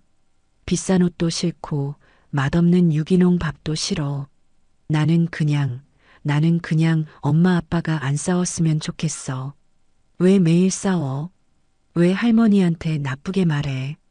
나는 할머니가 해준 밥이 세상에서 제일 좋아. 여기서 살 거야. 할머니랑 같이 살 거라고. 8살 아이의 절규는 그 어떤 어른의 호통보다도 날카롭게 가게 안에 모든 사람들의 가슴을 파고들었습니다. 아들 부부는 마치 망치로 머리를 한 대 얻어맞은 듯 충격적인 표정으로 아들을 바라보았습니다. 특히 며느리는 아들의 말을 믿을 수 없다는 듯 뒷걸음질까지 쳤습니다. 자신이 아이를 위해 했던 모든 값비싼 노력들이 아이에게는 아무런 의미가 없었다는 사실. 오히려 아이가 원했던 것은 자신이 그토록 경멸했던 할머니의 밥상과 가정의 평화였다는 잔인한 진실을 마주하게 된 겁니다. 가게 안에는 무거운 침묵이 흘렀습니다. 며느리는 더 이상 아무 말도 하지 못하고 그 자리에 주저앉아 소리 없이 눈물만 흘렸습니다. 아들 녀석은 차마 아이의 얼굴을 보지 못하고 고개를 떨군 채 자신의 발끝만 내려다보고 있었어요. 저는 그 모습을 말없이 지켜보다가 주방에서 일하던 청년에게 조용히 말했습니다. 성훈아, 국밥 4그릇만 내오너라. 제일 뜨끈한 놈으로. 잠시 후 김이 모락모락 피어오르는 국밥 4그릇이 아들 부부와 아이들 앞에 놓였습니다. 제가 평생을 바쳐 끓여냈던 그리고 제 인생을 지탱해 주었던 바로 그 국밥이었습니다. 아무것도 먹지 못했을 테니 우선 밥부터 먹어라. 그리고 애들 데리고 돌아가. 제 말에 아들이 고개를 들었습니다. 그의 눈은 붉게 충혈되어 있었습니다. 어머니, 밥 먹을 자격도 없는 거 압니다. 그래도 이건 먹고 가라. 너희를 위해서가 아니다. 굶주린 배를 채워야 너희가 얼마나 큰 죄를 지었는지 제대로 생각할 기력이라도 생길 테니까. 그리고 아이들을 위해서다. 저 어린 것들 앞에서까지 밥투정하는 못난 부모의 모습은 보이지 말거라. 저는 아이들을 식탁에 앉히고 뜨거운 국밥을 후후 불어 식혀주었습니다. 아이들은 기다렸다는 듯 맛있게 밥을 먹기 시작했습니다. 아들 부부는 한참이나 망설이다가 마지못해 숟가락을 들었습니다. 4사람의 숟가락이 그릇에 부딪히는 소리만이 가게 안의 정적을 깨고 있었습니다. 아마도 그날의 저녁 식사는 그들의 인생에서 가장 쓰리고 아픈 밥상으로 기억될 겁니다. 며느리는 국밥에 얼굴을 묻고 소리 없이 어깨를 들썩였습니다. 아들은 밥알을 넘기지 못하고 그저 국물만 멀거니 떠먹고 있었어요. 세상에서 가장 따뜻해야 할 가족의 밥상이 세상에서 가장 차갑고 무거운 침묵 속에서 이어지고 있었습니다. 식사가 끝나고 저는 아이들에게 말했습니다. 민건아, 서연아, 오늘은 엄마 아빠랑 같이 집에 돌아가. 할머니는 도망가지 않아. 언제나 여기에 있을 거야. 그러니 걱정 말고. 아이들은 아쉬운 표정을 지었지만 제 말에 고개를 끄덕였습니다.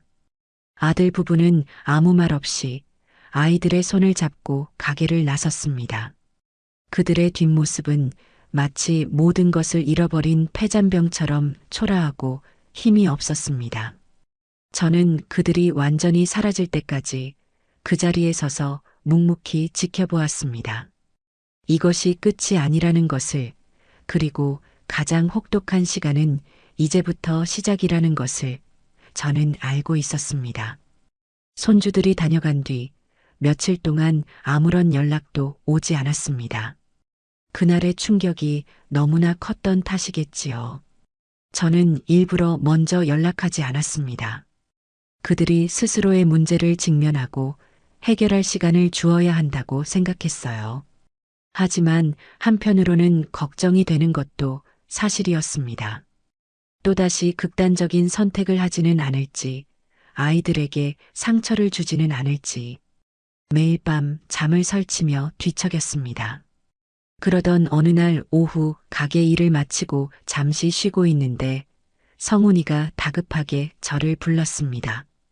대모님, 저기 손님이 찾아오셨는데요. 성훈이가 가리키는 곳을 보자 가게 입구에 제 아들 선우가 혼자 서 있었습니다. 며칠 만에 본 아들의 모습은 차마 눈뜨고 보기 힘들 정도로 수척하고 망가져 있었습니다. 제대로 감지하는 듯한 떡진 머리, 며칠은 입은 듯한 구겨진 셔츠, 그리고 퀭하게 들어간 눈. 회사에서도 쫓겨난 것인지 그의 모습에서는 예전에 번듯한 대기업 부장의 모습은 찾아볼 수 없었습니다.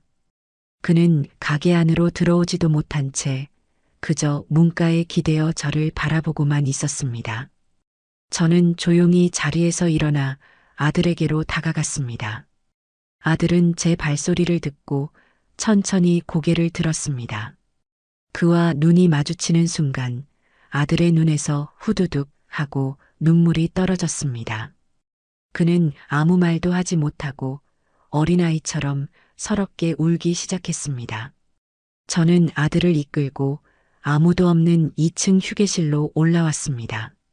아들은 소파에 주저앉아 한참이나 고개를 숙인 채 울기만 했습니다. 저는 그런 아들의 등을 말없이 쓸어주었습니다. 다 울고 나서야 아들은 갈라진 목소리로 겨우 입을 열었습니다. 어머니, 제가 다 잘못했습니다. 그것은 변명도 핑계도 없는 진심에서 우러나온 첫 번째 사과였습니다. 제가 정말 못난 놈이었습니다. 어머니가 평생 피땀 흘려 이룩하신 모든 것을 저는 너무나 당연하게 누렸습니다. 그게 얼마나 무겁고 또 얼마나 감사한 것인지 단 한 번도 진지하게 생각해 보지 않았어요. 저는 그냥 어머니의 돈과 유진이의 허영심 뒤에 숨어서 아무런 책임도 지지 않으려고 했던 비겁한 놈이었습니다. 아들은 자신의 치부를 하나씩 고통스럽게 꺼내놓기 시작했습니다. 그날 어머니가 문 앞에 서 계신 걸 인터폰으로 봤을 때 저는 알았습니다. 어머니가 얼마나 상처받으실지. 하지만 저는 유진이 친구들 앞에서 체면을 구길 아내의 얼굴이 어머니의 상처받은 얼굴보다 더 무서웠습니다. 제가 정말 한심한 놈이죠? 그런 제가 아버지 아들이라고 민건이 서연이 아빠라고 말할 자격이나 있을까요? 아들은 자신의 무능함과 나약함을 통렬하게 고백했습니다. 그리고 마지막으로 돌아가신 아버지의 이야기를 꺼냈습니다. 아버지가 살아계셨다면 저 같은 놈은 아들이라고도 생각 안 하셨을 겁니다. 평생 정직하고 성실하게 사셨던 아버지 얼굴에 제가 먹칠을 했습니다. 어머니, 정말 죄송합니다. 저를 용서하지 마세요. 저는 용서받을 자격도 없습니다. 아들의 눈물 섞인 고백을 들으며 제 가슴도 미어졌습니다. 지난 세월 동안 아들에게 쌓였던 원망과 미움이 아들의 눈물에 씻겨 내려가는 것 같았어요.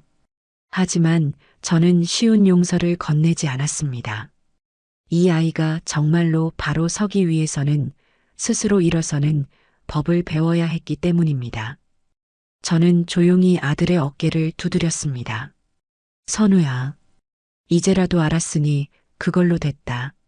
어머니, 네가 정말로 잘못했다고 생각한다면 그 사과는 나한테만 할 것이 아니다. 네 인생을 망치게 내버려둔 너 자신에게 먼저 사과하고 못난 남편 때문에 상처받은 네 아내에게도 사과해야 한다. 그리고 무엇보다 니들 싸움에 등 터져 겁에 질려 있는 네 아이들에게 무릎 꿇고 사과해야지. 저는 자리에서 일어나 창가에 섰습니다. 네 눈물은 내가 닦아줄 수 없다. 그건 너 스스로 닦아야지. 네 아내와 네 아이들 앞에서 말이다. 그리고 하늘에 있는 네 아버지께 부끄럽지 않은 아들이 아버지가 되어라. 네가 다시 일어서서 네 힘으로 가정을 꾸리고 네 아이들을 웃게 만드는 날. 그때가 되면 나도 너를 아들로 다시 받아줄 수 있을 게다. 제 말에 아들은 아무 대답도 하지 못했습니다. 그저 더 크게 오열할 뿐이었어요. 저는 아들이 스스로 감정을 추스를 때까지 아무 말 없이 기다려 주었습니다. 한참의 시간이 흐른 뒤 아들은 퉁퉁 부은 눈으로 자리에서 일어났습니다. 그리고 저를 향해 허리가 부러져라 깊이 고개를 숙였습니다. 명심하겠습니다. 어머니, 꼭 그렇게 하겠습니다. 아들은 그 말을 남기고 비틀거리는 걸음으로 가게를 나섰습니다. 저는 아들의 뒷모습이 완전히 사라질 때까지 그 자리에 서 있었습니다. 아들이 흘린 눈물이 부디 거짓이 아니기를, 그의 다짐이 부디 작심삼일로 끝나지 않기를, 저는 간절히 또 간절히 기도했습니다. 한 가정을 다시 일으켜 세우는 길은 이제 막 첫걸음을 뗀 것이나 다름없었습니다.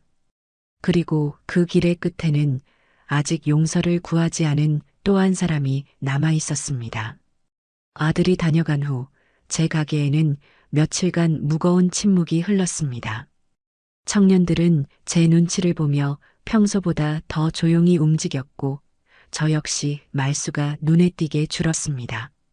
아들이 흘리고 간 눈물은 제 마음속 응어리를 어느 정도 녹여주었지만 동시에 아직 돌아오지 않은 또 다른 자식, 며느리에 대한 걱정으로 마음 한구석을 무겁게 짓누르고 있었습니다. 아들이 진심으로 뉘우쳤다 한들 그 가정이 온전히 바로 서려면 며느리 또한 스스로의 껍질을 깨고 나와야만 했습니다. 하지만 스스로를 세상의 중심이라 여기며 살아온 그 아이가 과연 자신의 잘못을 인정하고 고개를 숙일 수 있을까요? 저는 그저 기다리는 수밖에 없었습니다. 그러던 어느 날 저녁 가게 마감을 준비하고 있는데 김 사장에게서 전화가 왔습니다. 그의 목소리는 평소와 달리 어딘가 조심스럽고 망설이는 기색이 역력했어요. 누님, 혹시 지금 통화 괜찮으십니까? 제가 좀 황당한 걸 봐서요. 무슨 일인데 그래? 말해봐. 아니, 그게 제가 오늘 손님을 좀 만나러 강남에 나갔다가 중고 명품 가게 앞에서 며느님을 봤습니다. 유진이를? 걔가 그런 데는 왜? 처음에는 저도 그냥 쇼핑하러 온 줄 알았습니다. 그런데 한참을 가게 앞에서 서성이다가 아주 큰 가방을 하나 들고 안으로 들어가더라고요. 아무래도 물건을 팔러 온 것 같았습니다. 표정이 아주 안 좋았어요. 김 사장의 말을 듣는 순간 저는 며느리가 무엇을 하려는지 단번에 알아챌 수 있었습니다. 생활이 어려워졌으니 자신이 그토록 아끼던 명품 가방이라도 팔아 돈을 마련하려는 것이겠지요. 마음 한편이 씁쓸해졌습니다. 한때는 저런 가게의 VIP 고객이었을 아이가 이제는 물건을 팔러 가는 처지가 되었으니 그 심정이 오죽할까요?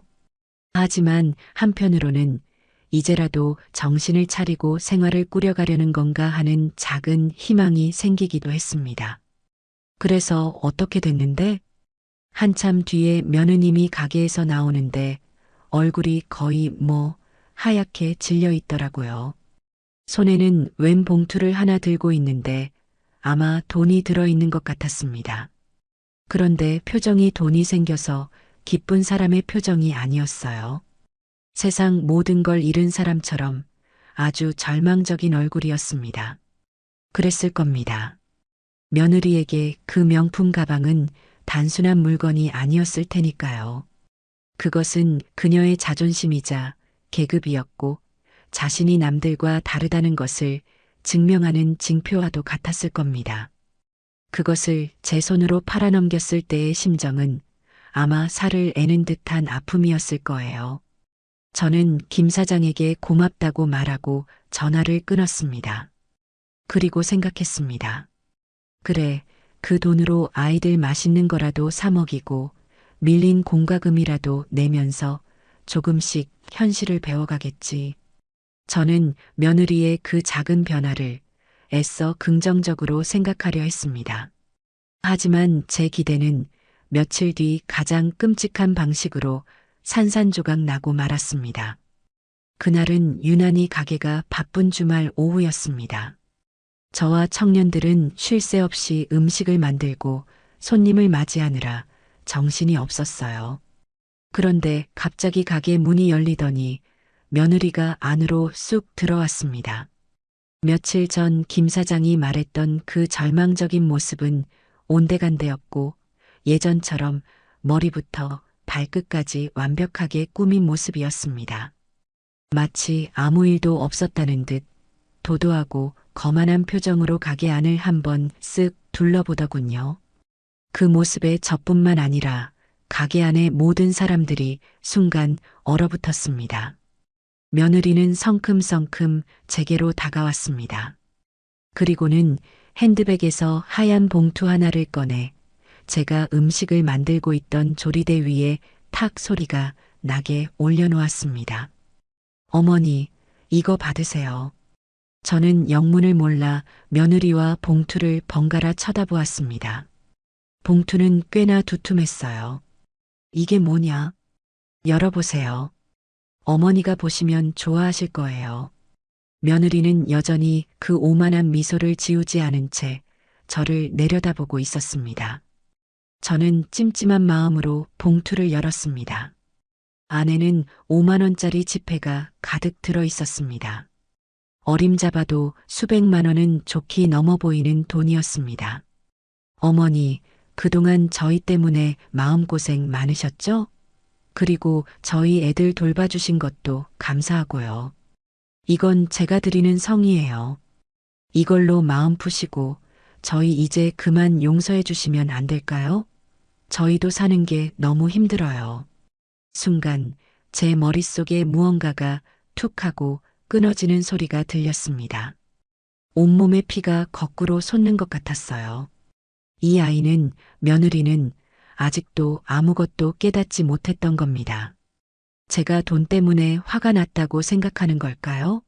아니면 이깟 돈 몇 푼이면 제 상처받은 마음을 살 수 있다고 생각하는 걸까요? 자신이 팔아치운 자존심의 값으로 이제는 제 마음을 사려고 온 것입니다. 저는 아무 말 없이 며느리를 쳐다보았습니다. 제 눈빛이 얼마나 차갑고 무서웠는지 며느리의 얼굴에서 조금씩 미소가 사라지기 시작했습니다. 주변에서 저희를 지켜보던 청년들도 숨을 죽이고 있었어요. 저는 들고 있던 국자를 내려놓고 손에 묻은 밀가루를 앞치마에 털어냈습니다. 그리고 돈 봉투를 집어들어 며느리의 눈앞에 내밀었습니다. 유진아, 내 어머니, 네가 나에게 준 모멸감이 고작 이 종이값밖에 안 되었더냐? 제 목소리는 낮고 조용했지만 그 어떤 고함보다도 날카롭게 가게 안을 울렸습니다. 네가 그날 내 앞에서 닫아버린 문은 단순한 현관문이 아니었다. 내 인생을 향해 닫아버린 문이었어. 네가 뱉었던 말들은 내 심장을 도려내는 칼날과 같았고, 그런데 이제 와서 고작 이 돈 몇 푼으로 그 모든 것을 없던 일로 하자고? 내 마음이, 내 상처가 그렇게나 가벼워 보이니? 며느리의 얼굴이 새하얗게 질리기 시작했습니다.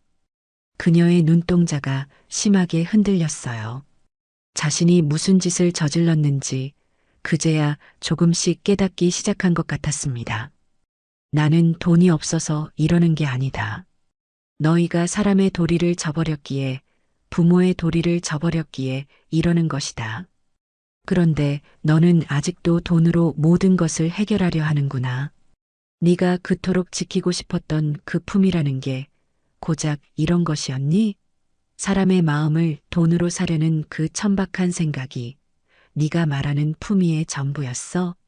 저는 돈 봉투를 며느리의 핸드백 안에 다시 찔러 넣어 주었습니다. 이 돈 다시 가져가라. 그리고 이걸로 너희 아이들 맛있는 밥이나 한 끼 더 사 먹여. 나를 용서받고 싶다면 이런 가짜는 돈다발이 아니라 네 진심을 가져와야지. 네가 얼마나 어리석었는지, 얼마나 잔인했는지 뼈저리게 뉘우치고 흘리는 눈물을 가져왔어야지. 이건 용서가 아니라 나에 대한 두 번째 모욕일 뿐이다. 제 말이 끝나자 며느리의 다리가 후들후들 떨리는 것이 보였습니다. 그녀는 아무 말도 하지 못하고 그저 입술만 파르르 떨고 있었어요. 그리고는 갑자기 몸을 돌려 도망치듯 가게 밖으로 뛰쳐나갔습니다. 저는 더 이상 그녀를 붙잡지 않았습니다. 가게 밖으로 뛰쳐나간 며느리는 멀리 가지 못하고 길 건너편 버스 정류장 의자에 주저앉았습니다. 그리고는 두 손에 얼굴을 묶고 아이처럼 목 놓아 울기 시작했습니다. 그녀가 그토록 지키려 했던 완벽한 모습은 온데간데 없었습니다. 화장은 눈물로 범벅이 되고 어깨는 서러움에 가누지 못할 정도로 들썩였습니다. 자신이 그토록 경멸했던 시장통 한복판에서 그녀의 마지막 자존심과 얄팍한 계산이 산산조각 나고 있었습니다.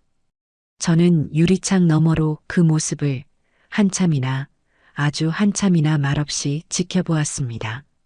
어쩌면 저 눈물이 이 길고 긴 비극을 끝낼 수 있는 유일한 시작일지도 모른다고 생각하면서 말입니다.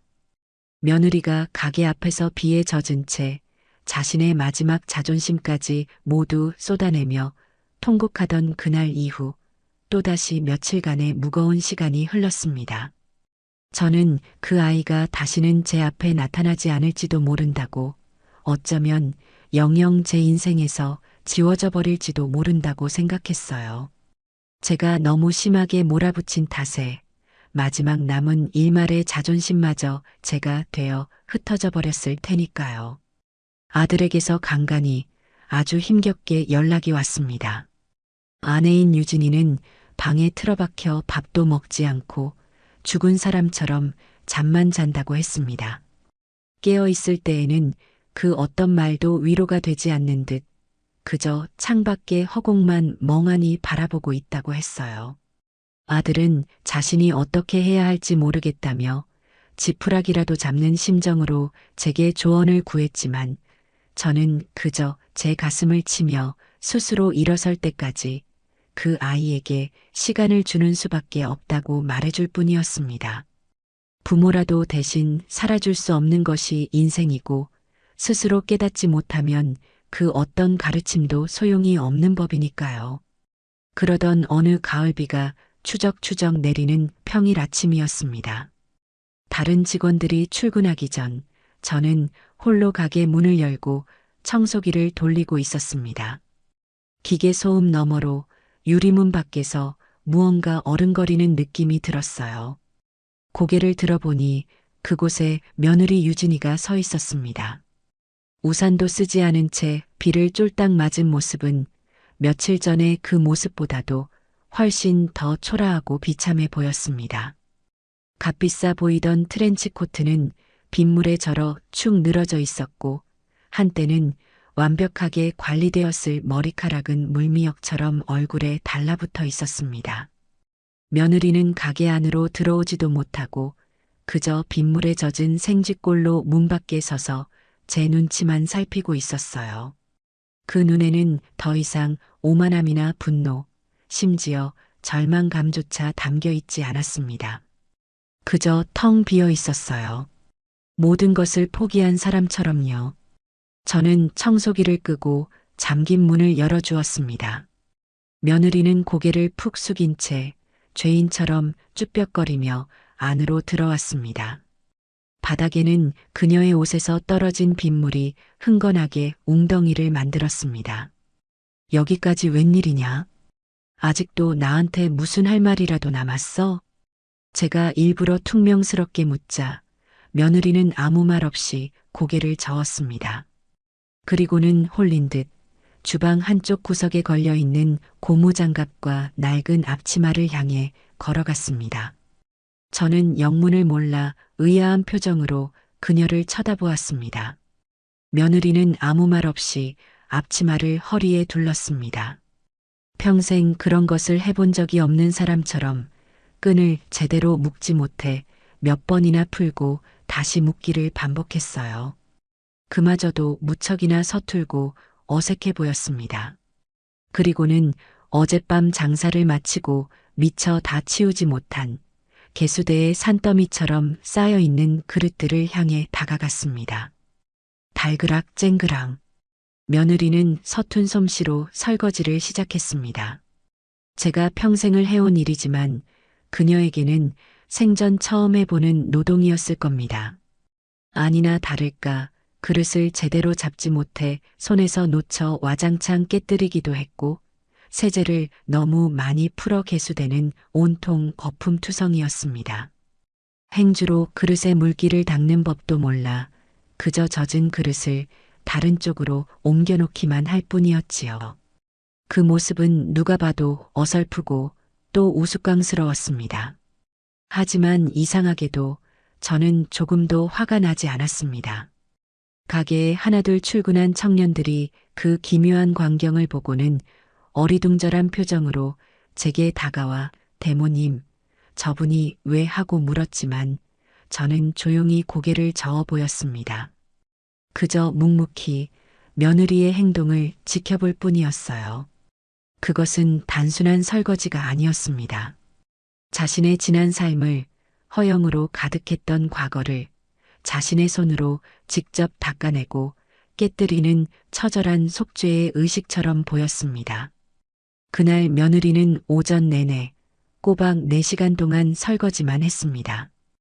허리를 한번 펴지도 않고 물 한 모금 마시지도 않고 마치 세상에 자신과 이 그릇들만 남은 것처럼 그릇만 닦아댔습니다. 설거지가 모두 끝났을 때 며느리의 얼굴은 빗물과 땀 그리고 눈물로 완전히 범벅이 되어 있었습니다. 평생 해본 적 없는 고된 노동에 온몸이 땀으로 젖고 희고 가늘던 손가락은 퉁퉁 불어 빨갛게 변해 있었지요. 그녀는 탈진한 듯 개수대 앞에 그대로 주저앉아 거친 숨을 몰아쉬었습니다. 저는 조용히 다가가 뜨거운 김이 모락모락 피어오르는 국밥 한 그릇을 그녀 앞에 작은 간이 의자에 내려놓았습니다. 제가 평생을 끓여왔고 그녀가 그토록 경멸했던 바로 그 음식이었습니다. 고생했다. 밥 먹어라. 제 말에 며느리는 천천히 고개를 들었습니다. 저와 눈이 마주치자 그동안 꾹꾹 눌러 참아왔던 감정이 한꺼번에 터져 나온 듯 다시 엉엉 울기 시작했습니다. 하지만 이번에는 지난번처럼 서러움과 분노가 섞인 울음이 아니었습니다. 그것은 진정한 참회의 눈물이었습니다. 어머니, 제가 정말 잘못했어요. 정말 죄송해요.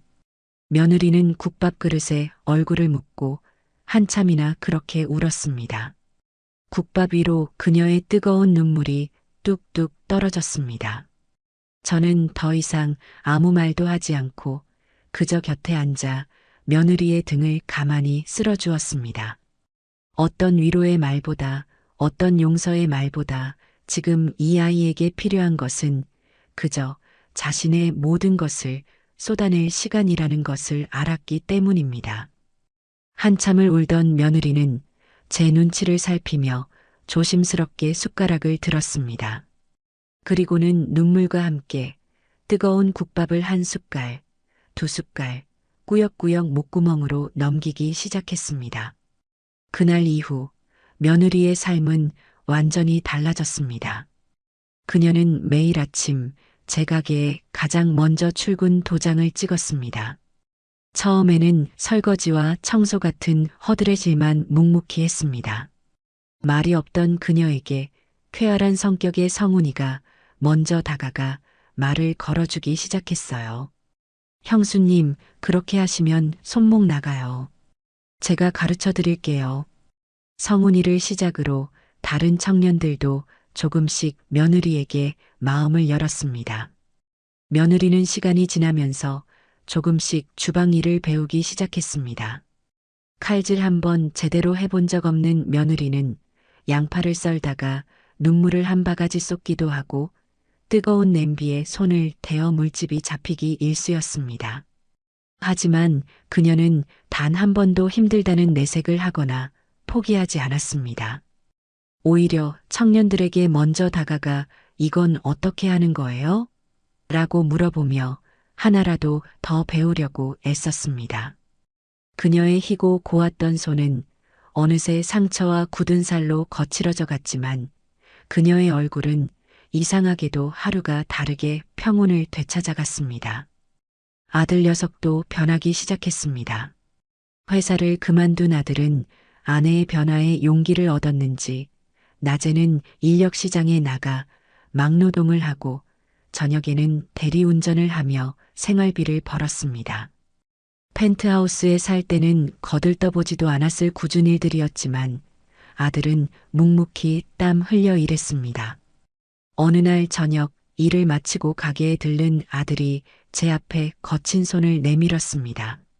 어머니, 이게 제 힘으로 처음 번 돈입니다. 흙먼지가 묻은 10,000원짜리 몇 장을 쥐어주는데 저는 그 돈을 차마 받지 못하고 아들의 손을 덥석 잡고 말았습니다. 그 손에 박인 굳은 살이 그 어떤 박사하기보다도 더 자랑스럽고 든든했습니다.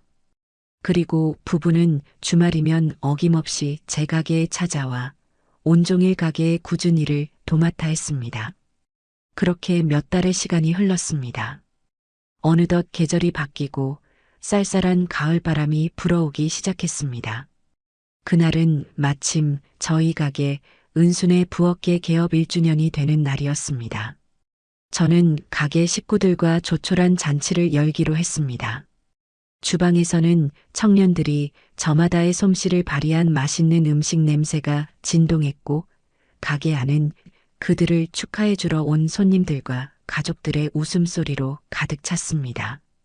저는 잠시 가게 밖으로 나와 북적이는 가게 안의 풍경을 가만히 들여다보았습니다.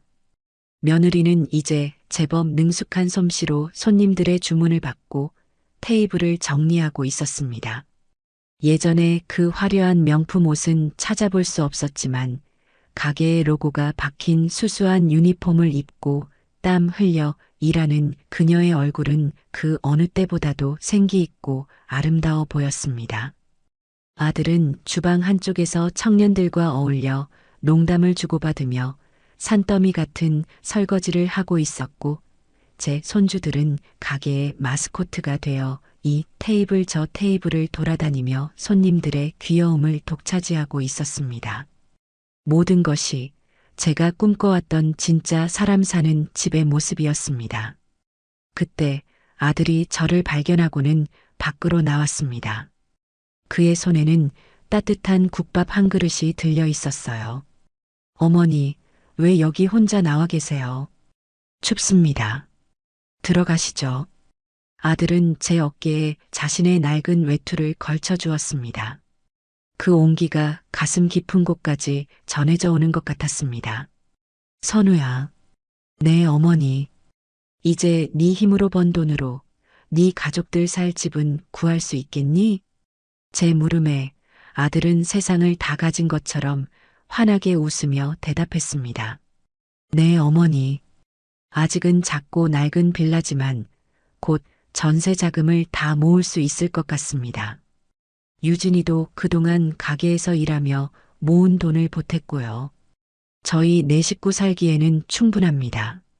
무엇보다 이제는 그 집이 세상에서 가장 편안하고 행복한 곳입니다. 펜트하우스에 살 때는 창밖의 야경만 보였는데 이제는 제 옆에 있는 가족들의 얼굴이 보입니다. 아들의 대답에 저는 조용히 고개를 끄덕였습니다. 이제 정말로 모든 것이 제자리를 찾은 것 같았습니다. 우리는 값비싼 펜트하우스를 잃었지만 그보다 훨씬 더 소중한 것을 되찾았습니다. 그것은 돈으로 살 수 없는 가족이라는 이름의 진짜 우리 집이었습니다. 저는 아들이 건네준 국밥을 한 숟가락 떠먹었습니다. 제 눈에서 뜨거운 눈물이 흘러 국밥 속으로 뚝뚝 떨어졌습니다. 하지만 이상하게도 조금도 짜지 않았습니다.